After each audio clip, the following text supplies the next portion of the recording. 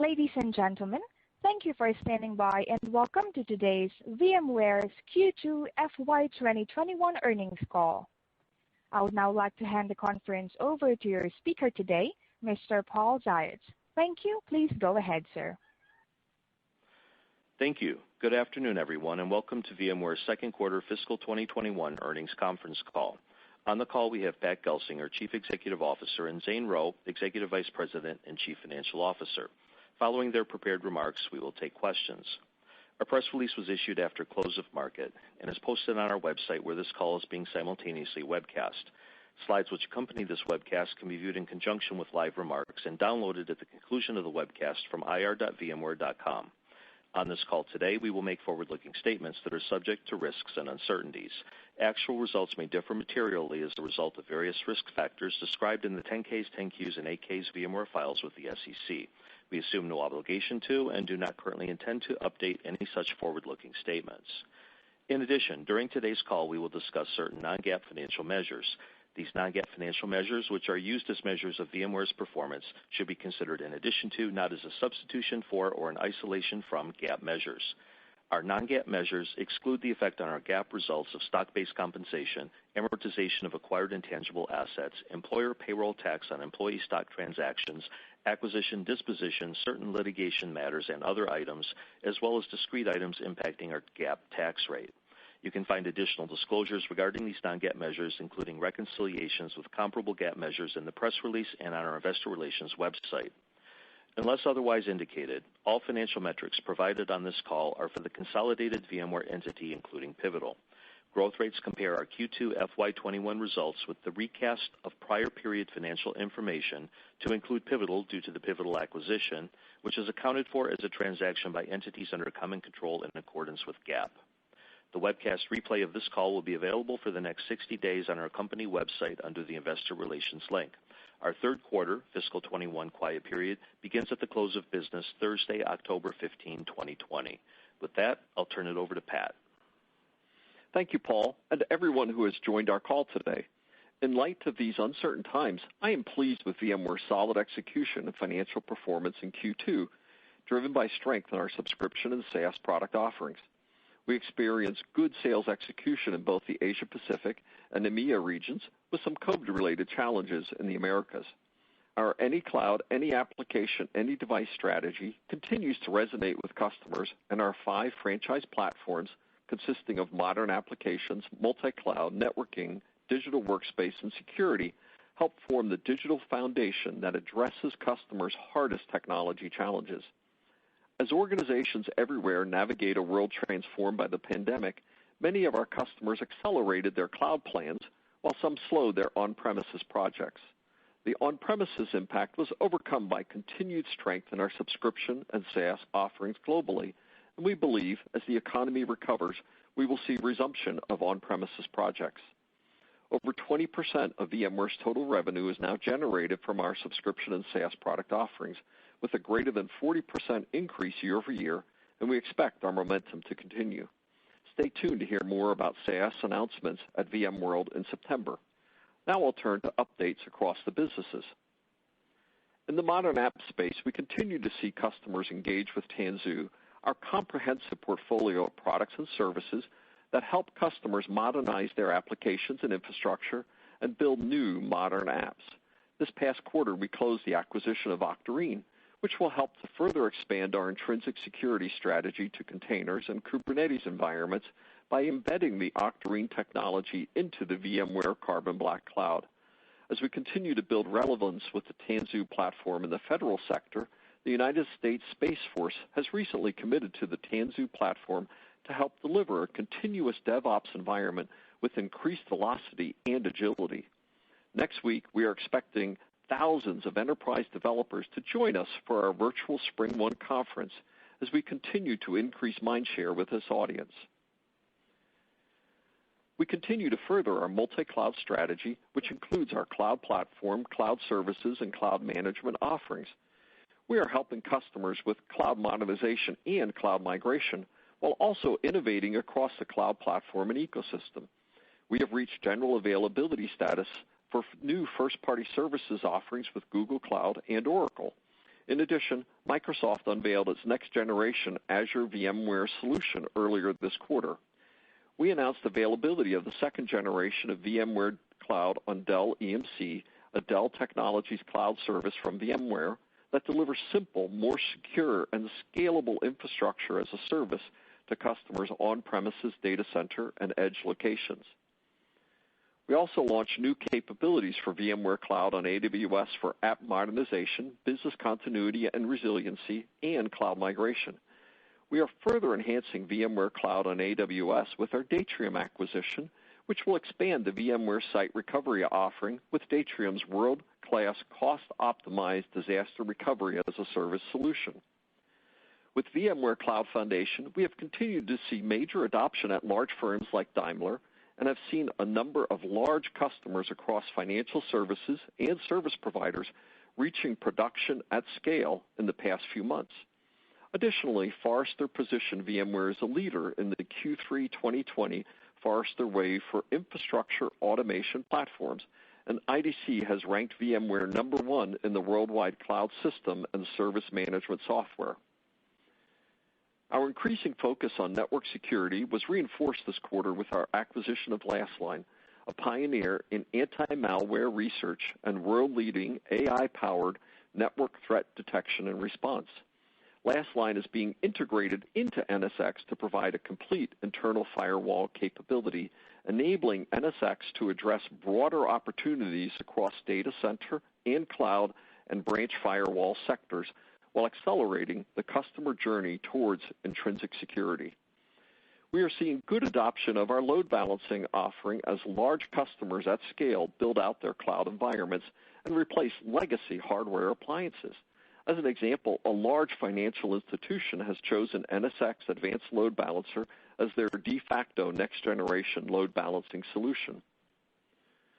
While companies, governments, and organizations are slowly returning to the office, a remote everything, work-from-anywhere environment is now the new normal. We've recently introduced a suite of new workspace solutions in VMware Workspace ONE Intelligent Hub to help customers improve business resilience and prepare for the new distributed hybrid workforce of the future. We also unveiled VMware Horizon 8, our flagship VDI platform, bringing more secure delivery and management of virtual desktops and applications across the hybrid cloud.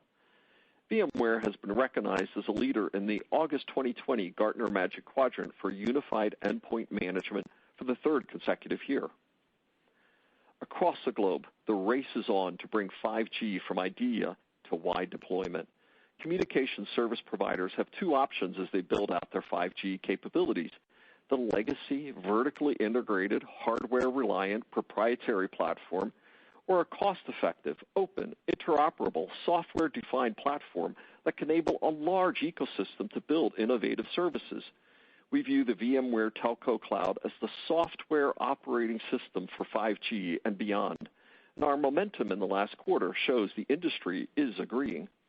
We are excited to be partnering with DISH to bring 5G speed and performance to the majority of the U.S. population with the world's first open radio access network offering. With VMware, the new software-defined, cloud-native 5G network will be equipped to deploy new services in a cost-effective manner with great agility. In addition, we announced a collaboration with Intel designed to develop an integrated software platform for virtualized RAN to accelerate the rollout of both existing LTE and future 5G networks. Before I wrap up, I want to acknowledge the recent Dell Technologies 13D filing about their considerations of a potential VMware spinoff. As we stated previously, our board has formed a special committee of independent directors, and we are in discussions with Dell. We have over a year to go, as any potential spinoff would not occur prior to September 2021. While we believe that a spinoff may be value-enhancing to VMware and its stockholders, we will continue a mutually beneficial partnership with Dell supporting our customers, regardless of any outcome. Meanwhile, we remain focused on enabling customer success, and we do not plan to comment further on these discussions. I am excited to mention VMWorld will be online September 29 through October 1. We expect over 100,000 attendees to join us for a completely digital experience, including general session keynotes featuring customers and guest speakers, as well as hundreds of sessions and customer case studies. I'm particularly excited about the new innovations we'll be announcing that span AI and ML, modern apps, new security offerings, and key new partnerships with leading technology and services companies. Make sure to join us. In closing, we are honored and humbled to continue to work with our customers as they traverse these uncertain times, confident that as we help them develop and deploy their digital foundation, they will be better equipped to accelerate their business objectives. We are committed with our partners to deliver the trusted digital foundation that gives every customer an unconditional path to a better future. With that, I'll turn it over to Zane. Thank you, Pat. We're pleased with our financial performance in Q2, driven by growth in our subscription and SaaS offerings. The team continued to execute well while operating virtually, and Q2 results demonstrated the value of our diversified products and services portfolio, despite anticipated COVID-19 related impacts to bookings, particularly in the Americas. We're accelerating our efforts on subscription and SaaS product offerings in the current environment, which delivers value to customers as well as increases recurring revenue for VMware. In Q2, total revenue grew 9.2% year over year to $2,875 million. The combination of subscription and SaaS and license revenue grew 11.4% to $1,350 million, with subscription and SaaS revenue up 44% year over year to $631 million. Subscription and SaaS revenue comprised 22% of total revenue in Q2, an increase of more than 5 percentage points versus Q2 of last year. Within subscription and SaaS, the largest revenue contributors include VCPP, modern applications, EUC, and Carbon Black. We're also pleased with the performance of VMware Cloud on AWS, which once again grew revenue in triple digits year over year. In addition, the Amazon reseller channel performed very well in Q2. These contracts will be recognized as revenue in future quarters. Our on-premises perpetual license revenue for the quarter was $719 million, down 7% year over year, and in line with our expectations at the beginning of the quarter. Non-GAAP operating income increased 20% year over year in Q2 to $950 million. Operating income benefited from both higher than expected revenue performance and lower spending tied to the impact of COVID-19 on the business. Non-GAAP operating margin for the quarter was 33%, up nearly 3 percentage points year over year, with non-GAAP earnings per share of $1.81 on a share count of 423 million diluted shares. We ended the quarter with approximately $9.4 billion in unearned revenue and $4.7 billion in cash. Early in Q2, we redeemed $1,250 million of notes, which were originally due to mature in August of this year. Cash flow from operations in the quarter was $719 million, and free cash flow was $643 million. RPO, which includes our committed and non-cancelable future revenue, was $10.3 billion, up 17% year over year, 54% of which is classified as current, in line with historical levels. Total backlog was $36 million, which consisted of orders received on the last day of the quarter that were not shipped that day and orders held due to our export control process. License backlog at quarter end was $8 million. For Q2, growth in total revenue plus the sequential change in unearned revenue was 2% year over year. Growth in combined subscription and SaaS and license revenue plus the sequential change in unearned subscription and SaaS and license revenue was 12% year over year. Turning to product bookings, in Q2, as Pat mentioned, a number of on-premises projects in the Americas experienced a slowdown due to COVID-19. This had an impact on our core SDDC and vSAN product bookings, each down in the low single digits year over year, as well as NSX product bookings, which declined in the mid-single digits. Our go-to-market focus on annual contracts for EUC resulted in ACV growth of over 35% year over year for EUC SaaS bookings in Q2, while total EUC product bookings, including on-premises license bookings and TCV SaaS bookings, declined in the high single digits. We've seen good demand from customers wanting to purchase our EUC portfolio as SaaS, which we believe will position us well into the future. We're also pleased with the progress we're making with our two large acquisitions last year, Pivotal and Carbon Black. In Q2, Carbon Black had strong product bookings as customer count increased to over 20,000. Total bookings for our Modern Applications BU exceeded our expectations, with particular strength in services for the quarter. Pivotal and Carbon Black have also helped us make progress in building out our 5 franchise platforms of modern apps, multi-cloud, networking, digital workspace, and security. In Q2, we repurchased $130 million of stock in the open market at an average price of $141 per share. Through the end of Q2, we've utilized $810 million from our current authorization of $2.5 billion. Turning to our outlook for Q3 and the remainder of the year. Due to the impact of COVID-19 on the global economy and on our business, we continue to have limited visibility and a higher level of volatility than we've seen historically. With that in mind, we expect Q3 total revenue to be $2.8 billion, up 5.4% year over year. We expect combined subscription and SaaS and license revenue to be $1,265 million, up 5.6% year over year, with subscription and SaaS contributing just over half of this revenue. We expect non-GAAP operating margin to be 27.5% for Q3, with non-GAAP earnings per share of $1.42 on a diluted share count of 423 million shares. As we look at the full year, we expect total revenue for fiscal 21 to be incrementally better than what we indicated on our last call. We now expect total revenue for FY21 to be approximately $11.6 billion, up 7% versus fiscal 20. Combined subscription and SaaS and license revenues forecast to be approximately $5.5 billion for fiscal 21, up nearly 9% year over year, with over 45% of this total generated from subscription and SaaS.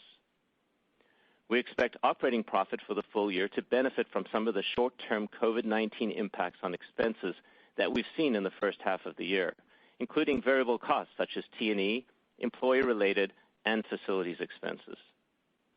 Non-GAAP operating margin is expected to be 30.5% for fiscal 21, and full-year non-GAAP EPS is expected to be $6.62 a share on a diluted share count of 423 million shares. Operating cash flow is expected to be approximately $3.7 billion, and free cash flow is expected to be approximately $3.4 billion. Overall, we're pleased with our Q2 financial performance and our team's ability to manage through the immediate effects of COVID-19 on the business. As I mentioned earlier, we plan to accelerate certain product initiatives through the remainder of the year to further support our customers' digital transformations and grow our subscription and SaaS product offerings. This pandemic has accentuated the need for companies to become more digitally enabled, and we believe the growth of our diversified portfolio will continue to provide value to our customers, partners, and shareholders. I'll turn the call back to Paul for Q&A. Thanks, Zane. Before we begin the Q&A, I'll ask you to limit yourselves to one question consisting of one part so we can get to as many people as possible. Operator, let's get started. At this time, in order to ask a question, you will need to press *1 on your telephone. To withdraw your question, press the pound or hash key. Please stand by while we compile the Q&A roster. First question, sir, we have Matt Hadberg from RBC. Your line is open. Oh, hey guys, thanks for taking my questions, and congrats on the results. Obviously, a difficult environment. The SaaS and subscription was particularly impressive. Pat, I guess my question is, you in particular have very strong visibility on global IT demand environment. And now that we're through some of the initial aspects of COVID and based on your conversations with executives, do you still think that Q2 was the low point for demand? And how do you think about the return of spending in the U.S. in particular? Thanks. Hey, thanks, Matt. And yes, it was pleased with the performance overall and subscription and SaaS in particular. It was just good execution by our teams. And obviously the Q2 results were emphasized by big customer commitments such as our 22 $10+ million EAs. The greater than 40% in subscription and SaaS again was particularly nice. Great momentum in VMC, VCPP, Horizon VDI, APJ, and EMEA, despite some of the weakness that we saw in Americas and some of the on-prem products. We do think that the environment remains a pretty uncertain one. As we indicated, we're in this Nike swoosh kind of recovery cycle as we see it, with Q2 and Q3 being the bottom quarters. So we expect Q3 to still be challenging with recovery in Q4, Q1, and into next year. A lot of remaining uncertainties as countries start to go back into second waves and fits and starts, certain segments of the industry being challenged. Travel, entertainment, all of the aspects of the retail segments have been challenged, branch segments, so lots of uncertainty overall. But, as I've indicated in the past, Matt, we expect that IT is comfortably better than the GDP and that software and cloud are comfortably better than IT overall.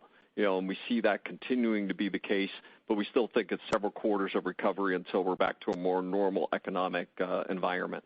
Hey, Matt, this is Zane. I just add, while I mentioned we don't have great visibility into the latter half of the year, it is that outperformance in the second quarter that had us raise our outlook for the remainder of the year to be, about 7% up in total revenue versus what I indicated on the last call, which was mid-single digits. So we felt incrementally better, not only with our performance for the first half of the year, but generally our outlook for the remainder of the year as well.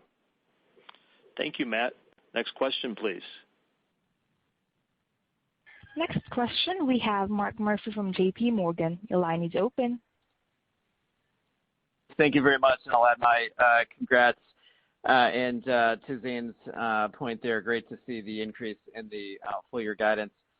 Pat, I wanted to ask how you are thinking about VMware's ability to generate new pipeline to be closing in future quarters in this kind of environment where you don't have the face-to-face sales interactions, and just how your sales teams are overcoming that, and also what to expect for lead generation coming up in the VMWorld online event.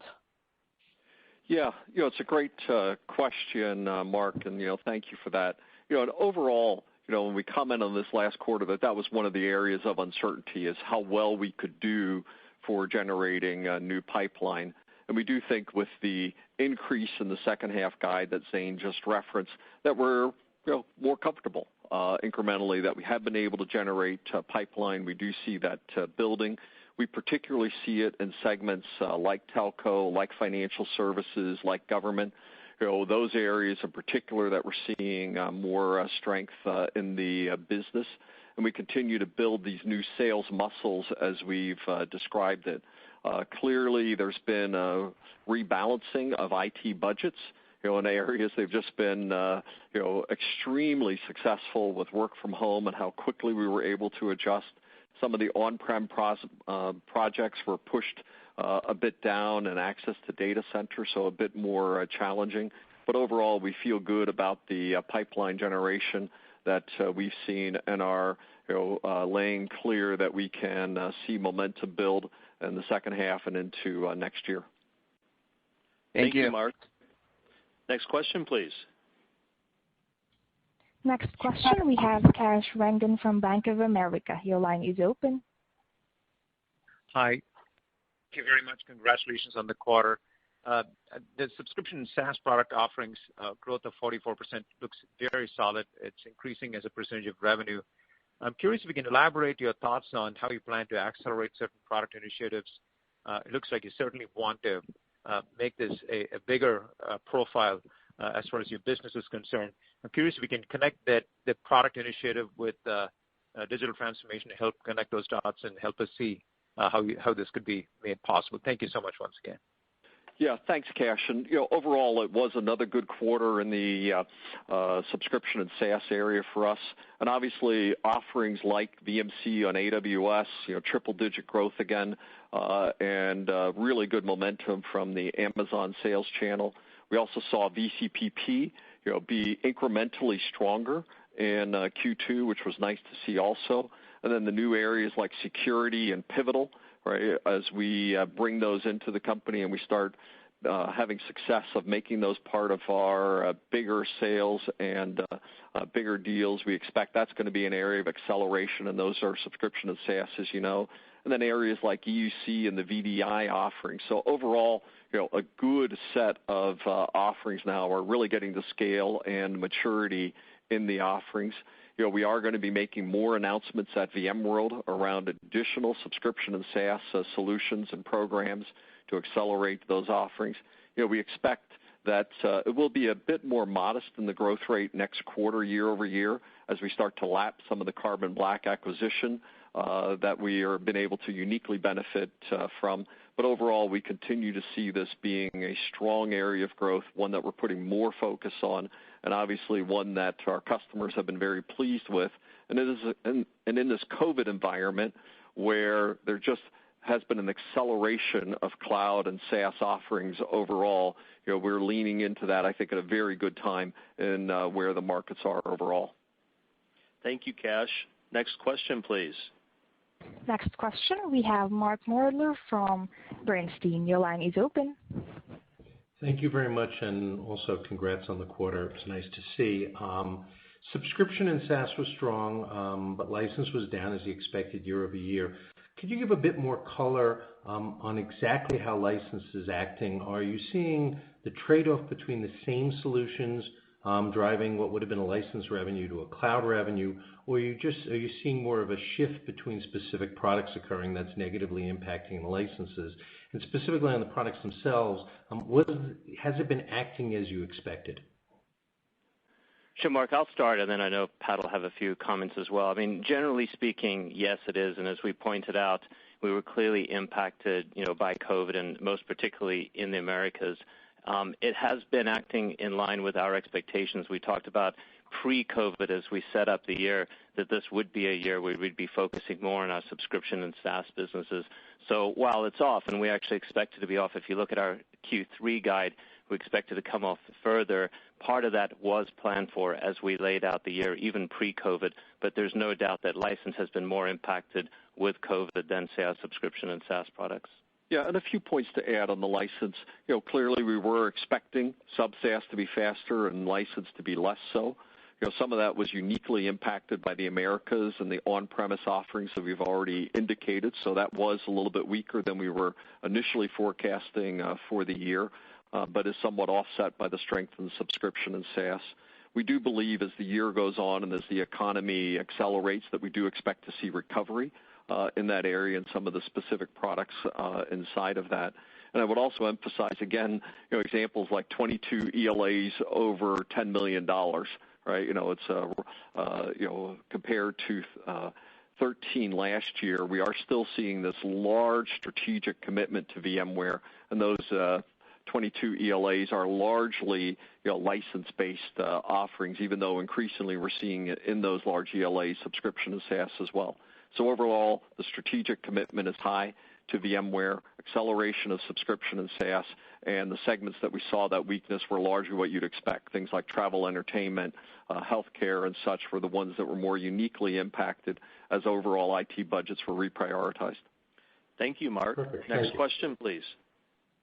Next question, we have Walter Pritchard from Citi. Your line is open. Hi, thanks. Question on Pivotal and Tanzu and the container strategy, and I'm just wondering, you've had now, going on 7-8 months here with Pivotal, and I know you had some caution early in the year around how that might play out, and just wondering how you're feeling about the contribution from Pivotal and the momentum of that business now 7 or 8 months in, and with the Tanzu launch and so forth. Yeah, thanks, Walter. And overall, we'll just say the integration, the execution is on track. We're starting to see some good co-selling momentum, and one of our largest deals this quarter was Daimler, right, which was both a foundation deal, VCF, plus Tanzu.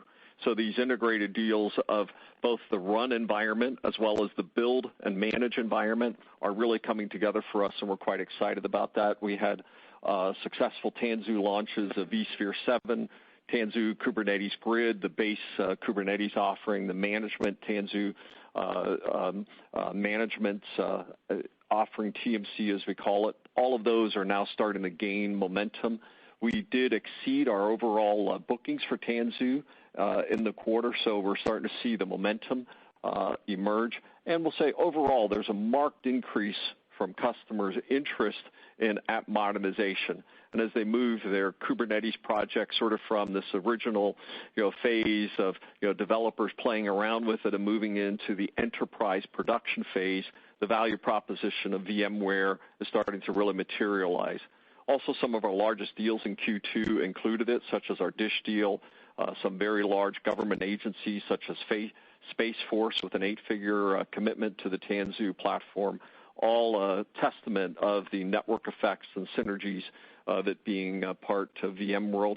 Also, a paid advertisement, Spring One, our featured developer conference is coming up in September as well. So that's a pretty important event for us to further accelerate developer momentum around the Tanzu portfolio. Thank you, Walter. Next question, please. Next question, we have Raymo Lance from Barclays. Your line is open. I will click on some of the product bookings for some of the key products like vSAN NSX. Can you just kind of help us understand a little bit some of the drivers there? Thank you. Yeah, thank you, Raymo. And obviously, we'd say both vSAN and NSX were just impacted, and we had the year-on-year decline largely because of the overall COVID and America's comments and on-premises project delays that we referenced earlier. Overall, if I just dig into vSAN first and then a little bit more on NSX, on vSAN, we continue to see that we're gaining share in the marketplace, our HCI offerings. We saw again from IDC that VMware gained share last quarter. Our HCI offerings, we're now getting more and more solutioning with our full VMware Cloud Foundation. We're twice as large as number 2 in the marketplace. And the vSAN and NSX components play critical roles as part of both VCF, VMC, and our VCPP solutions. So it's becoming a piece of our bigger cloud offerings. When we look at NSX, obviously the same sort of effect with regard to America's on-premises projects, but I'd also point out that we saw particularly good performance in EMEA and APJ with greater than 30% year-on-year growth in the product bookings areas. So overall, we're starting to see some global strength to some of those economies. Also for NSX, a very good quarter for Avi, our load balancing solution. With last line, we're expanding our market to address more of the firewall and security capabilities.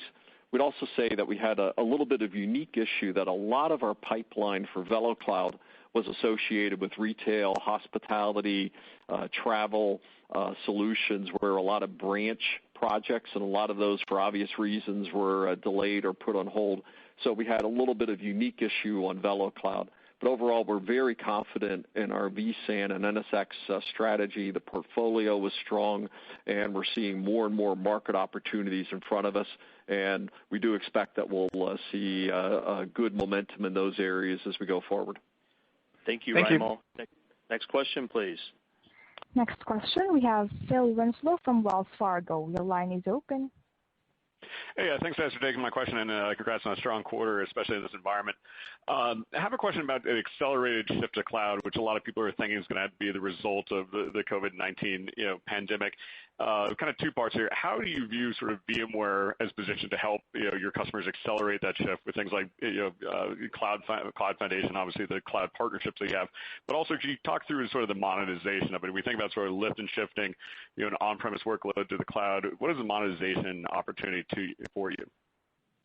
Yeah, and maybe I'll start with a high level, and I'll ask Zane to comment a bit more on the monetization aspects. At the highest level, as you said, this was in the COVID period, we've seen an acceleration of cloud overall. And as customers, it's not like they're starting new projects. Largely, it's accelerating existing projects, existing plans that they had are being accelerated. And for us, it was a tremendous quarter. We definitely saw that momentum with VMC, their cloud migration projects, and as we have the full range of our hyperscale solutions, where the VMC offerings, the VMware Cloud offerings are 60% cheaper from a TCO perspective. We're able to do cloud migrations 4x faster than replatforming to native services. It really is a much better way to accelerate to a multi-cloud, hybrid cloud future. Good roadmap execution by Amazon. Very happy to see the next version of Azure being announced and becoming GA in the second half of the year. Google announced their first production GA versions of their offering. We're starting to see hybrid customers emerge, and I'll say we had a major European financial company taking advantage of the VMware Cloud solutions now, including the Google offering. Oracle announced the GA of the VMware solution and all of their availability zones across the globe. So that was a very powerful announcement. Also, IBM had their biggest ever deal on the VMware Cloud platform. So a lot of momentum as we think about it grow globally. And I think, as I already commented, our VCPP, the 4,300 total VCPP partners, we saw a bit of acceleration in that area of the business this quarter as well. So overall, the VMware position of accelerating cloud modernization and cloud migration is now being well accepted in the industry as a very unique position and capability that we offer. Yeah, Phil, I wouldn't have much more to add on the monetization. I think it's mostly caught up in our subscription and SaaS revenue, which was up nicely on a year-over-year basis. As we pointed out, VCPP also had a very strong quarter, both sequentially and year-over-year, so we're very pleased as that captures much of that. And as we turn more to solution selling, we end up selling more and more of that stack in different forms. So as you think about our franchises, that's been the broader part of the shift to cloud, and each of those franchises have its own opportunities and avenues as our customers are shifting to the cloud. So we believe it helps across the board, both on subscription and SaaS, and in some cases, quite frankly, it has a carryover effect on on-prem as well. So we feel like we're well positioned there. Yeah, and as we've commented before, the VMC solution, also the hyperscalers, all of those are the full stack. Management, lifecycle, compute, network storage. So it's a very rich VMware offering as customers migrate to that solution. Thank you, Phil. Next question, please. Next question, we have Keith Bachman from BMO. Your line is open. Okay, thank you very much. A good segue from Phil. Pat, I wanted to ask you, you made a comment that you thought as the economy improves, on-prem spending will likewise improve. And I want to try to understand your reasoning behind that. Is it because the most impacted industry, travel, leisure, you think come back? Or is there something broader? Because I think many investors view this transition to the cloud is certainly has a lot of momentum, and question whether the economy will actually turn that around. And if I could just sneak in one clarification, Zane, is there any way you could give us the organic rev growth for the quarter? Thanks very much. Yeah, and let's just pull that apart a little bit more, Keith. Good question. And we see the recovery in on-premise, if I can phrase it that way, driven by 3 or 4 factors. One is just that as the economy recovers, we expect overall business to improve. Second, as COVID lockdowns are lifted, people start getting back into the data centers.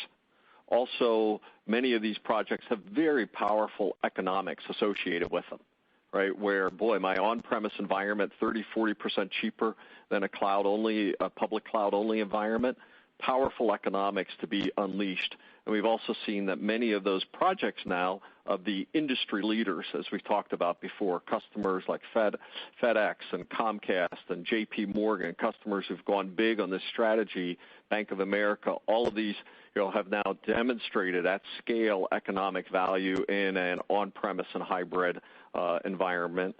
Also, as customers look at that on a global basis, they're clearly seeing that certain segments, SMB, travel, entertainment, those areas, as you suggest, many of those projects we expect as COVID starts to moderate, economies start to recover, SMB starts to recover, that those will be more on-premise environments. Finally, I'd say many of the things that we've talked about, and we've talked about our great momentum in 5G and telco, those will start to usher in edge projects as well, which will largely be on-premises based projects. So overall, we see lots of those signals are out there, and we think that it will be a recovery, even though, as you say, there's a lot of momentum on cloud, subscription, and SaaS, and that's represented in our numbers.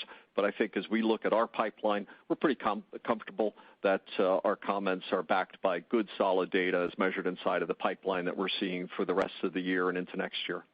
Hey, Keith, and I'll just add with your second part on organic growth. We don't typically break that out, but as you well know, Pivotal's included both in this year and in last year as we recast our results to include Pivotal, which is actually a slight headwind on a year-over-year basis if you think about that growth rate. So that's a headwind. Carbon Black is a smaller number. We clearly got a tailwind, I'd say just over 10 points if you were to look at that subscription and SaaS element with and without. But beyond that, we don't typically break them out as they're now so integrated within the rest of the company already. Thank you, okay, Keith. Thank you, Zane. Sure. Next question, please. Next question, we have Keith Weiss from Morgan Stanley. Your line is open. Hi, this is Sanchez Singh, and thank you for taking the question. Pat, you mentioned on the call that that the board is looking at the potential spin and evaluating those opportunities. I know you don't want to address it directly, but maybe if I take it from a different angle, has the company felt constrained in terms of pursuing strategic options, strategic partnerships? Because on the face, it doesn't seem like you have major partnerships with all the three major cloud providers. So I'm trying to understand, historically, has there been any sort of limiting of the opportunity that could potentially open up with a different structure? Yeah, and overall, our ability to pursue our strategies, strategic partnerships, have clearly been well supported by the current capital structure, so we're very happy with that. We have been able to also be aggressive with M&A considerations, so clearly we've had good support, and our capital structures, Dell has very much supported that as well. You'd say some things being able to use equity for acquisitions is maybe an area that we hadn't been able to pursue before, so those kind of opportunities might be opened up should a spin out occur. And overall, we do think that it could be positive for equity and debt market holders in the future, as we've indicated. Overall, though, we say we've had good support by Dell. This has worked well. We've seen good acceleration from Dell in their VMware business, and we feel good about today's structure as well as what might happen in the future. And per the earlier comments, a special committee's been formed. They're evaluating and discussing with Dell, and we won't have anything else to say on this topic at this time. Thank you, Sanjit. Next question, please. Next question, we have Jason Ader from William Blair. Your line is open. Yeah, thank you. I want to ask Keith's question somewhat differently. Pat, do you think COVID is actually growing the structural headwinds to on-prem? And if so, what are the puts and takes on your business from that? Well, I do think, as we've indicated, that COVID has been a bit of a headwind for on-premise growth, and that affected us in Q2, and we clearly saw that particularly in the Americas, also in some segments uniquely. As you said, travel, entertainment, healthcare, SMB have been more affected. That said, as we indicated in APJ and EMEA, where we did see a bit more strength. Clearly, we're seeing the pipeline building for on-premises projects, and why we're indicating the guidance that we're giving in those areas.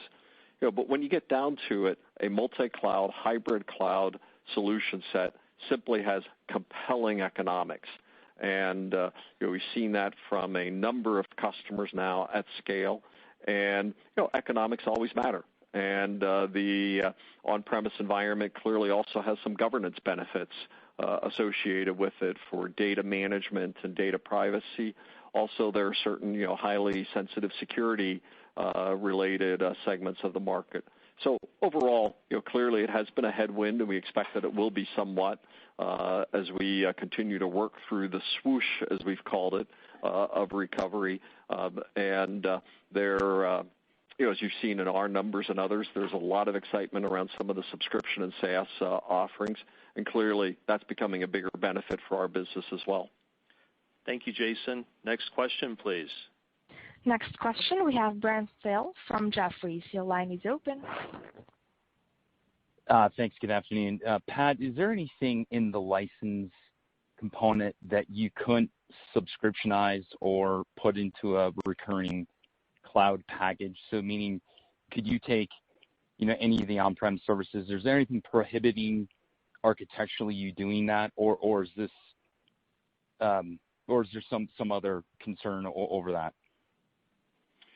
Well, for something to be considered subscription and SaaS, you have to have cloud-delivered value associated with that offering. And a number of the products were not architected that way.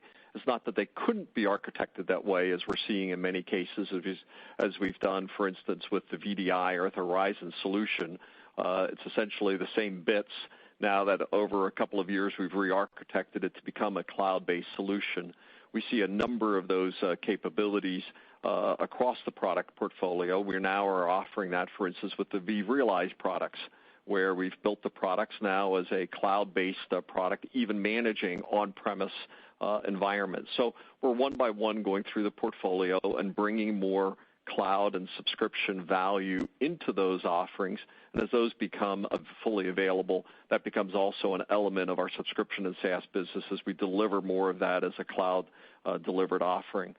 Clearly, the move of VMware Cloud Foundation to VMC is a great example of that, where we've taken the same on-premises bits, now delivering it as a cloud-based offering. Dimension is another good example of that, which is essentially an on-premise infrastructure solution being managed as a cloud-delivered offering. So all of these are examples of that. All of those are gaining momentum and really portend the overall movement of VMware to be much more of a subscription and SaaS-based company as we go forward. Thank you, Brent. Next question, please. Next question, we have Ittai Kidron from Oppenheimer. Your line is open. Thanks. Pat, maybe I wanted to kind of drill into EUC. I mean, last quarter clearly was a very nice source of upside as remote work kind of kicked in. Can you talk about the pattern quarter over quarter? How did that business operate? And is the low-hanging fruit with regards to work from home already done over there? What else is there to do on that front? Yeah, and overall, EUC continues to play a critical role enabling organizations to work from home, to distributed workforce, to business continuity. And we do expect that those are multi-quarter trends. This isn't just a near-term blip. We do see this as shifting the waterline overall for the category.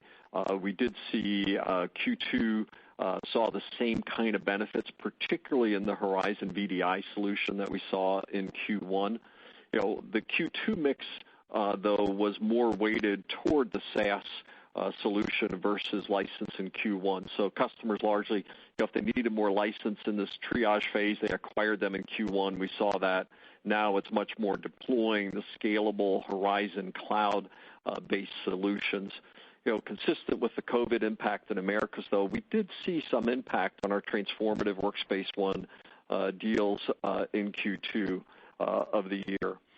Overall, IDC continues to recognize us as a leader as they did this quarter. Also, I'd point out that this is a very nice aspect of our Azure and Microsoft relationship, as our Horizon Azure solution is seeing good momentum as well. So we see this very much as a long-term trend, because essentially everybody is now gearing up for a long-term view of a distributed workforce at scale.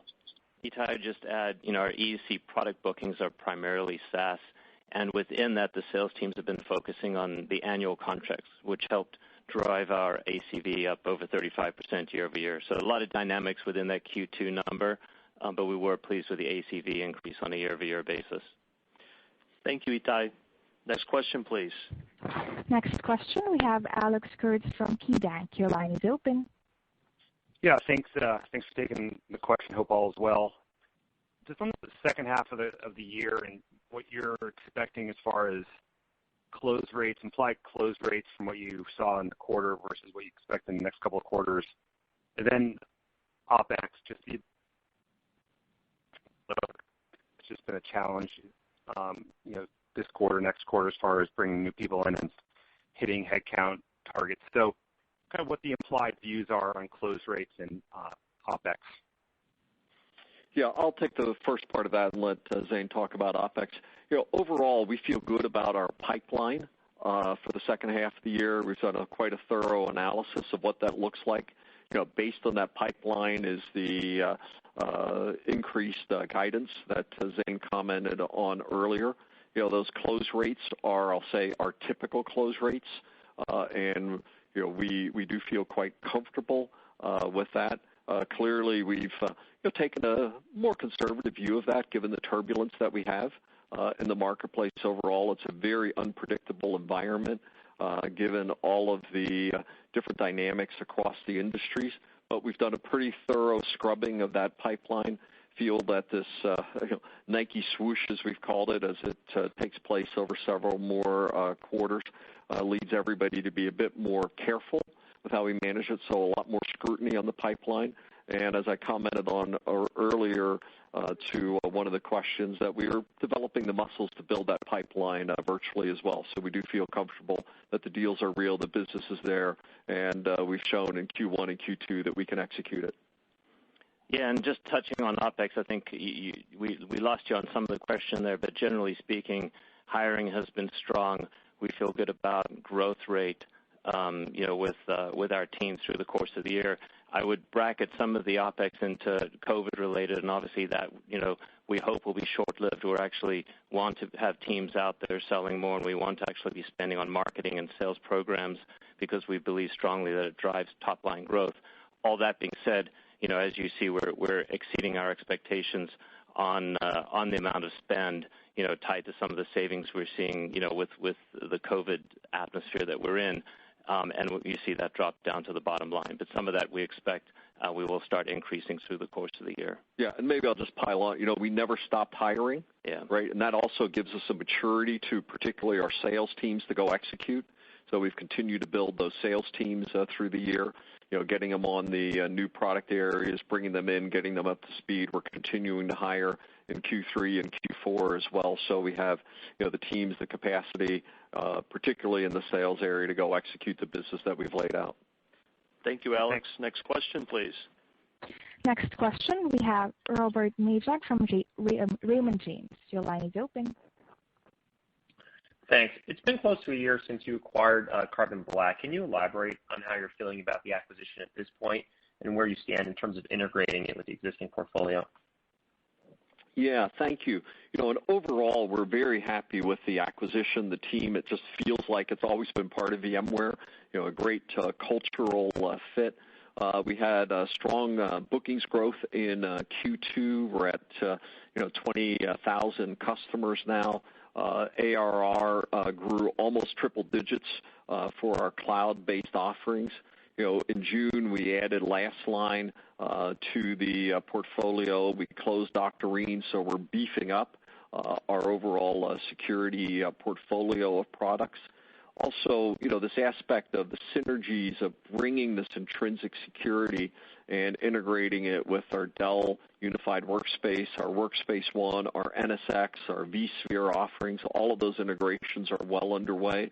And you can expect to see some exciting announcements on this at VMWorld coming up in late September.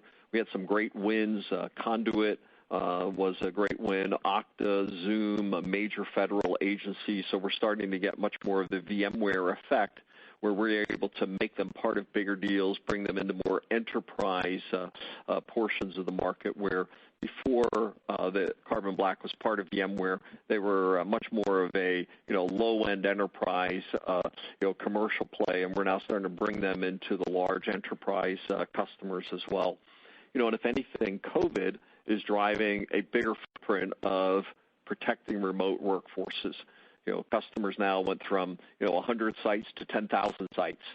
and that broadening security footprint is putting more of a premium on how we manage a remote workforce. So we're seeing an increased amount of interest for both the VMware offerings overall and for Carbon Black in particular.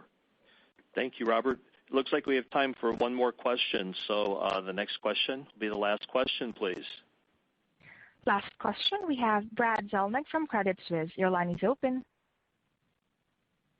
Thank you so much, guys. Really appreciate you taking my question. Zane, the upside in margins for both the quarter and in the full year guide was great to see, especially given the upside in SaaS and subscription. Obviously, you're benefiting from COVID-related savings, but have synergies from Pivotal and/or Carbon Black contributed here? And if so, how should we think about the contribution to margins on a go-forward basis? Yeah, I'd say it's a great question, Brad. I'd say not initially. Obviously we're very pleased, as Pat pointed out, and I mentioned in my prepared remarks, with the performance of both Pivotal and Carbon Black as they get integrated into VMware. I wouldn't say that they're contributing on the margin side at this point.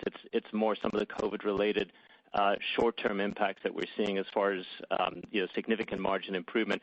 We did outperform on revenue, which helped us with margin profile in the second quarter. But we do look over a period of time to see contributions from Pivotal and Carbon Black as they begin to grow within the company. So that's, as we think about long-term margin expansion, that's part of the portfolio that'll be driving that. Thanks so much, Zane. And if I could squeeze one in just for Pat real quick. Pat, on the last question about Carbon Black, that's just one example of really successful M&A that you guys have been doing. Just given that you've demonstrated such an ability to flex that muscle, how are you thinking about that as a lever? And when you come across build versus buy decisions within the business, how should we think about that going forward? Yeah, we're going to continue to exercise the same kind of perspective that we've had, where we're not bashful about our organic R&D. We've continued to invest, and we keep that as a very high investment level for us as a company. But we've been unhesitant to use our balance sheet, and we've done more acquisitions so far this year than I expected at the beginning of the year. And it's been a good buyer's market for a number, so we've taken advantage of that, as you've seen, and we've talked about today with LastLine and Octarine as two examples. So overall, we're going to continue to do that as we look forward. And we're uniquely good, I think, at making those acquisitions effective. And we have a tremendously good track record for doing that, and we'll be highlighting some of those innovations as part of VMworld. Maybe then just wrapping up, very much appreciate you all joining our call today. Proud of the VMware team for our solid execution and financial performance this quarter. Particularly excited about some of the new partnerships and new innovations that we'll be talking about and announcing at our virtual VMworld that begins on September 29th. And I hope to see every one of you there. Bring your friends. It's going to be a great party. Thank you. Ladies and gentlemen, this concludes today's conference call. Thank you for participating and have a wonderful day. You may all disconnect.